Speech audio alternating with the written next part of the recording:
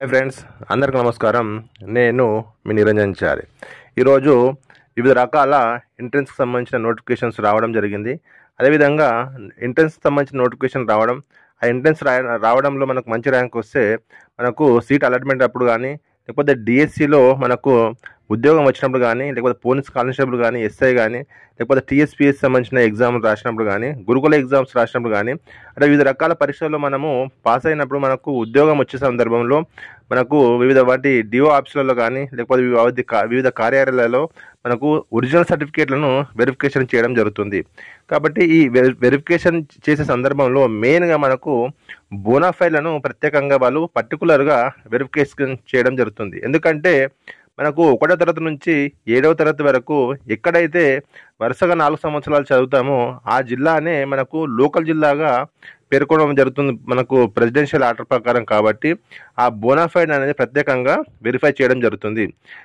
అటువంటి సందర్భంలో కొందరు మనకు 1వ క్లాస్ నుంచి మనకు 7వ క్లాస్ వరకు కొన్ని సంవత్సరాలకు సంబంధించిన 1వ క్లాస్ కానీ, 2వ క్లాస్ కానీ, 3వ క్లాస్ కానీ ఏదైనా సంవత్సరం సంబంధించినటువంటి బోనాఫైడ్ కనుక మిస్ అయితే మనకు మన చదివిన పాఠశాల కనుక క్లోజ్ చేసి మనకు అందుబాటులో లేకపోతే అప్పుడు బోనాఫైడ్లు ఏ విధంగా మనకు ప్రొవైడ్ చేయాలి అనేది మనకు చాలామంది అడుగుతున్న ప్రశ్న. దానికి ఈ చిన్న వీడియో ద్వారా మీకు క్లారిఫై కావడం జరుగుతుంది. అన్ని రకాల ప్రవేశ పరీక్షలకు అప్లికేషన్ చేసే సమయంలోనూ లేదా ఉద్యోగం వచ్చిన తర్వాత ఒరిజినల్ సర్టిఫికేట్స్ వెరిఫికేషన్ చేసే సందర్భంలో మీకు బోనాఫైడ్ అనేది తప్పనిసరిగా అడిగి బోనాఫైడ్ని క్షుణ్ణంగా పరిశీలన చేయడం జరుగుతుంది. మీరు చదువుతున్న పాఠశాల మూతపడినప్పుడు కానీ, లేకపోతే ఆ పాఠశాల రికగ్నైజేషన్ లేనప్పుడు కానీ, లేదా చదువు మధ్యలో మనకు గ్యాప్ వచ్చినప్పుడు కానీ, లేకపోతే మన పిల్లలకు మనకు క్లాసును జంప్ చేసినప్పుడు కానీ మనకు బోనాఫైడ్ అనేది అందుబాటులో ఉండదు. అటువంటిప్పుడు మనం వెరిఫికేషన్ సమయంలో బోనాఫైడ్ ఏ విధంగా ఇవ్వాలి, మనకు బోనాఫైడ్ లేకపోతే ఉద్యోగానికి అర్హులం కామా అంటే తప్పకుండా ఉద్యోగానికి అర్హులవుతారు. మనకు అటువంటి సందర్భంలో బోనాఫైడ్ మిస్ కావడం కానీ, మనం చదువుకున్న పాఠశాల మనకు క్లోజ్ అయినప్పుడు కానీ, ఇటువంటి అన్ని సందర్భాలలో మనకు బోనాఫైడ్ లేకపోతే మనకు ఆ సంబంధిత సంవత్సరానికి ఆ సంబంధించిన తరగతికి సంబంధించినటువంటి బోనాఫైడ్ను ఎక్కడ ప్రొవైడ్ చేయరు. కానీ మనకు ఎంఆర్ఓ ద్వారా మనకు స్థానిక ఎంఆర్ఓ ద్వారా ఏ మండలంలో అయితే మనకు స్కూల్స్ మీద చదవడం జరిగిందో ఆ మండల ఎంఆర్ఓ ద్వారా సర్టిఫికేట్ ఆఫ్ రెసిడెన్స్ అనేది ప్రొవైడ్ చేయడం జరుగుతుంది.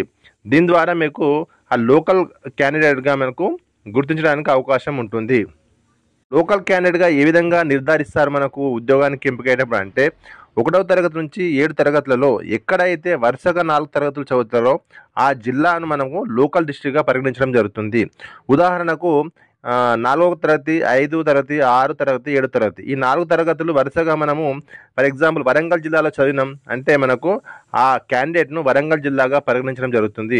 1, 2, 3 తరగతులు లేదా 1, 2, 3, 4 వరుసగా 4 తరగతులు సంగారెడ్డి జిల్లాలో చదివి తర్వాత 5, 6, 7 వరంగల్ జిల్లాలో చదివినాం అనుకో, ఇక్కడ 1, 2, 3, 4 సంగారెడ్డిలో వరుసగా చదివినాం కాబట్టి మనకు అప్పుడు ఆ విద్యార్థి సంగారెడ్డి జిల్లాగా లోకల్ జిల్లాగా పరిగణించడం జరుగుతుంది. అంటే 1వ నుంచి 7వ తరగతి వరకు వరుసగా ఏ జిల్లాలో అయితే చదవడం జరుగుతుందో ఆ జిల్లాలో 4 తరగతులు వరుసగా చదివిన జిల్లాను మీకు లోకల్ జిల్లాగా పరిగణించడం జరుగుతుంది. మీరు చదివిన పాఠశాల ఒకవేళ మూతబడినచో ఆ బోనాఫైడ్ మీకు అందుబాటులో లేకపోతే మీ స్థానిక ఎంఆర్ఓ ద్వారా మన సర్టిఫికేట్ ఆఫ్ రెసిడెన్స్ అనేది తీసుకొని దాన్నే మనకు బోనాఫైడ్ ప్లేస్లో ప్రొవైడ్ చేస్తే మనకు ఆ లోకల్ క్యాండిడేట్గా మనకు ఏవైతే బోనాఫైడ్ లేని తరగతులకు మనకు బోనాఫైడ్ ఇచ్చినట్టు ఆధారం అవుతుంది. ఒక్కొక్క ఎంఆర్ఓ ఆఫీస్ వారు మనకు ఒక్కొక్క రకంగా మనకు ఈ సర్టిఫికేట్ అనేది ప్రొవైడ్ చేయడం జరుగుతుంది. కాబట్టి మీకు ఏ తరగతికి సంబంధించిన బోనాఫైడ్ కనుక మనకు మిస్ అయితే మీరు ఆందోళన చెందకుండా మీ స్థానిక ఎంఆర్ఓ ఆఫీస్ కనుక వెళ్ళి అక్కడ కంప్యూటర్ ఆపరేటర్ కానీ లేకపోతే ఎంఆర్ఓ కానీ సంప్రదిస్తే వారు బోనాఫైడ్ లేకపోతే దానికి మీకు ఇచ్చేటువంటి సర్టిఫికేట్ ఆఫ్ రెసిడెన్స్ సర్టిఫికేట్ను ఎక్కడ మనకు జిరాక్స్ షాప్లో అందుబాటులో ఉంచారో వాళ్ళు నియర్ బై ఎంఆర్ఓ ఆఫీస్ దగ్గర వాళ్ళు అక్కడ మనకు ప్లేస్ అనేది చెప్పడం జరుగుతుంది. అక్కడ వెళ్ళి మనము ఆ సర్టిఫికేట్ ఆఫ్ రెసిడెన్స్ సర్టిఫికేట్ను మనం తీసుకొని దానికి మన దగ్గర ఉన్నటువంటి ప్రూఫ్స్ అన్నీ కూడా ఏవైతే బోనాఫైడ్ మన దగ్గర ఉన్నాయో ఆ బోనాఫైడ్ను ఏ సంవత్సరం బోనాఫైడ్ అయితే లేవో ఆ సంవత్సరం మెన్షన్ చేసి దానికి సంబంధించినటువంటి అన్ని రకాల సర్టిఫికేట్ను ప్రొవైడ్ చేసి మనం అక్కడ వారికి ఇవ్వాల్సిన అవసరం ఉంటుంది. సర్టిఫికేట్ ఆఫ్ రెసిడెన్స్ అనే సర్టిఫికేట్ ప్రింట్ను కూడా మనకు టీఎస్పీఎస్సి వెబ్సైట్లో కూడా మనం డౌన్లోడ్ చేసుకునవచ్చు. మనకు అనేక రకాల వెబ్సైట్లో కూడా ఈ సర్టిఫికేట్ ఆఫ్ రెసిడెన్స్ మనము డౌన్లోడ్ చేసుకునే అవకాశం కూడా ఉంటుంది. కానీ మనకు స్థానిక ఎంఆర్ఓ ఆఫీస్ను అనుకుంటే వాళ్ళు ఏవైతే మనకు ఏ నమూనా అయితే మనకు వాళ్ళకు ప్రొవైడ్ చేయడం జరుగుతుందో ఆ నమూనానే మనము ఆ యొక్క సర్టిఫికేట్ ఆఫ్ రెసిడెన్స్ జిరాక్స్ని తీసుకొని ప్రొవైడ్ చేస్తే వాళ్ళు మనకు కేవలం ఒక రోజుల్లో వాళ్ళ యొక్క వీలుని బట్టి ఒకటే రోజులో లేదా 2వ రోజులలో మనకు ఈ సర్టిఫికేట్ అనేది ప్రొవైడ్ చేయడం జరుగుతుంది. మనకు ఈ సర్టిఫికేట్ ఆఫ్ రెసిడెన్స్ను పొందాలంటే మనకు ఆ అప్లికేషన్ ఫామ్కు ఏవేవి జత చేయాలంటే మనకు టీఎస్పీఎస్సి వెబ్సైట్లో డౌన్లోడ్ చేసుకున్న సర్టిఫికేట్ జిరాక్స్ కాపీ కానీ లేదా మనకు ఆ ఎంఆర్ఓ ఆఫీస్ వారు మనకు ఏ జిరాక్స్ షాప్లో అయితే మనకు లభిస్తుందో ఆ అడ్రస్ చెప్తే అక్కడ తీసుకున్న జిరాక్స్ను తీసుకొని దానికి మన దగ్గర ఏ యొక్క తరగతికి సంబంధించిన బోనఫైల్ అవి మెన్షన్ చేయాలి. మనకు ప్రజెంట్ 7వ క్లాస్ వరకు ఏ బోనఫైల్ ఉన్నాయో అవి కూడా మెన్షన్ చేసి ఆ ఉన్నటువంటి బోనఫైల్ను కూడా దీనికి అప్లికేషన్కు జత చేయాల్సిన అవసరం ఉంటుంది. అదేవిధంగా మీకు ఇంకా సర్టిఫికేట్లు 10th కానీ ఇంటర్ కానీ డిగ్రీ కానీ ఏవైనా మనకు గ్యాప్ ఉన్నా కూడా గ్యాప్ సర్టిఫికేట్ కూడా కావాలని కూడా ఇదే రకమైన సర్టిఫికేట్ మనం ప్రొవైడ్ చేసుకుంటే వాళ్ళు గ్యాప్ సర్టిఫికేట్ కూడా ఇస్తారు.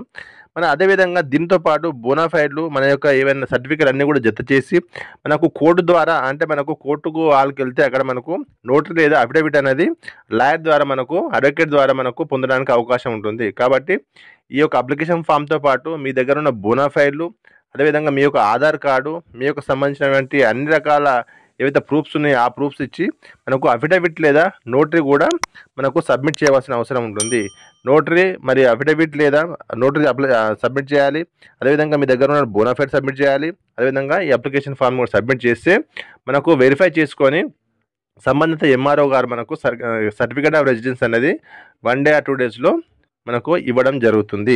మనకు ఏ విధంగా ఉంటుందని ఒకసారి పరిశీలన చేస్తే మనకు సర్టిఫికేట్ ఆఫ్ రెసిడెన్స్ అనే ఫామ్ అనేది ఈ విధంగా మనకు ఉంటుంది. అంటే ఒక్కొక్క ఎంఆర్ఓ ఆఫీస్ వారు ఒక్కొక్క రకంగా డిజైన్ చేయడం జరుగుతుంది. ఓవరాల్గా అయితే ఇదే విధంగా ఉంటుంది. మనకి ఇది టీఎస్పీఎస్సి ద్వారా డౌన్లోడ్ చేసుకున్నటువంటి అప్లికేషన్ ఫాము. దీన్ని ఏ విధంగా పూర్తి చేయాలో ఒక సింపుల్గా చూసే ప్రయత్నం చేద్దాం. మనకు పైన చూస్తే government of Telangana revenue department certificate of residence అనేది ఈ విధంగా మనకు ప్రొవైడ్ చేయడం జరుగుతుంది. ఈ సర్టిఫికేట్ ప్రొవైడ్ చేస్తే మనకు ఏ సంవత్సరంలో బోనాఫైడ్ లేకున్నా కూడా ఎక్కడైతే మనం చెప్పడమో మనము అఫిడవిట్ ద్వారా మనం పేర్కొంటున్నాం కాబట్టి మనకు మెన్షన్ చేస్తే మనకు అక్కడ లోకల్ క్యాండిడేట్గా పరిగణించడం జరుగుతుంది. మనకి రైట్ సైడ్లో చూస్తే డేట్ మెన్షన్ చేయడం జరుగుతుంది. మనకి ఏ డేట్ అయితే మనకు అప్లికేషన్ చేస్తున్నామో ఆ డేట్ ఇక్కడ మనం రాయాలి. అదేవిధంగా వాళ్ళకి ఆర్సీ నెంబర్ అని ఉంటుంది కాబట్టి ఈ అప్లికేషన్ నెంబర్ వాళ్ళే ఎంఆర్ఓ ఆఫీస్ వారే మనకు నంబరింగ్ ఇవ్వడం జరుగుతుంది. కిందికి వస్తే మనకు పేరు అడగడం జరిగింది. అక్కడ నేను రమేష్ కమ్మరి అని మెన్షన్ చేసిన కూడా ఎగ్జాంపుల్గా మీరు ఏ పేరు ఉంటే ఆ పేరు అక్కడ రాయాలి. ఇక్కడ రమేష్ కమ్మరి అనే పేరును మెన్షన్ చేసినాం కాబట్టి మీ పేరు ఏది ఉంటుందో అక్కడ రాయాలి. అబ్బాయిలు అయితే సన్ ఆఫ్ ఉంటుంది, అబ్బాయిలు అయితే లేడీస్ అయితే మనకు డాటర్ ఆఫ్ అని ఉంటుంది.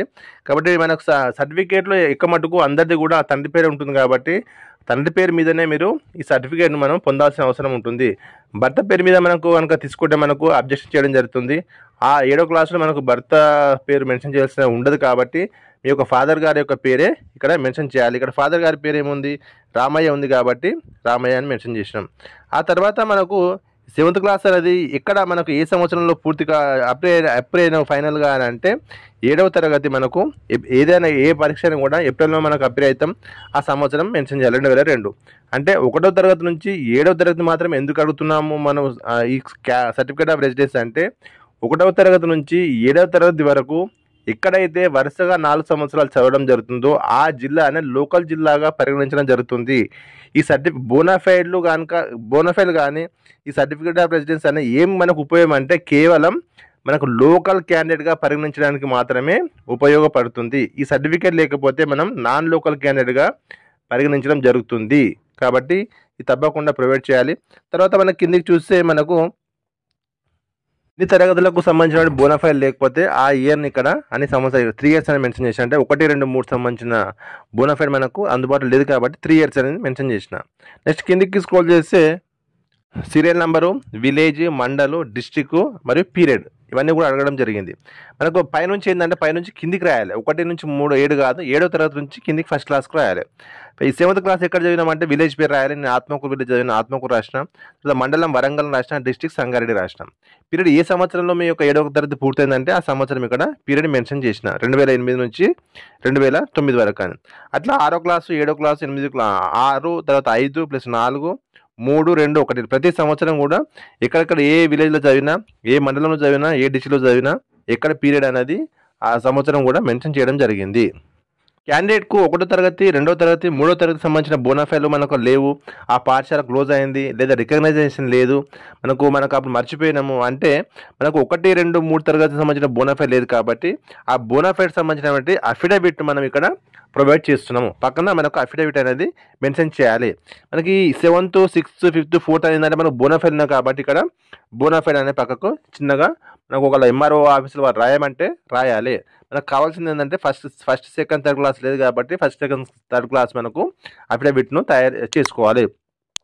లేకపోతే మనకు ఫర్ ఎగ్జాంపుల్గా 1, 2, 3, 4 సంబంధించిన బోనాఫైడ్ ఉన్నాయి, తర్వాత కానీ 5, 6, 7 సంబంధించిన బోనాఫైడ్ లేవంటే 1, 2, 3 సంబంధించిన బోనాఫైడ్ రాయాలి. తర్వాత 5, 6, 7 సంబంధించినటువంటి అఫిడవిట్ మనము తయారు చేసుకోవాలి. అంటే ఏ సంవత్సరంకు మనకు బోనాఫైడ్ లేకపోతే ఆ సంవత్సరం సంబంధించినటువంటి అఫిడవిట్ను మనము అఫిడవిట్లో క్లియర్గా ఏ పీరియడ్, ఏ సంవత్సరం చదివినాం, ఏ తరగతి, ఏ క్లాసు, తర్వాత ఏ జిల్లా, ఏ మండలం, ఏ విలేజ్ అవి కూడా మెన్షన్ చేసుకోవాల్సిన అవసరం ఉంటుంది. ఆ మెన్షన్ చేసుకుంటే మనకు సంబంధిత ఎంఆర్ఓ గారు అఫిడవిట్ను కానీ మన యొక్క డాక్యుమెంట్స్ ఏవైతే ఒరిజినల్ డాక్యుమెంట్స్ మిగతా బోనాఫైడ్స్ ఉన్నాయో అవన్నీ చూసి మనకు కింద సిగ్నేచర్ చేసి స్టాంప్ వేయడం జరుగుతుంది.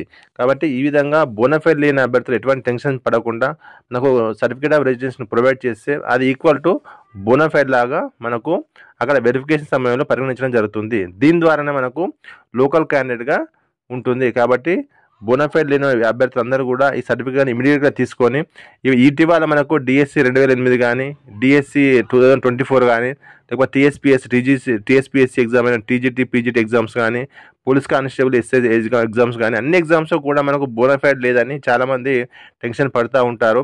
వాళ్ళందరూ కూడా ఈ యొక్క సర్టిఫికేట్ను ఇమీడియట్గా మీ దగ్గర తీసి పెట్టుకొని ఉంటే మీకు ఎటువంటి టెన్షన్ ఉండదు. కాబట్టి ఈ అంశం నచ్చిందా లైక్ చేయండి, సబ్స్క్రైబ్ చేయండి, షేర్ చేయండి. Thank you friends, thank you one and all.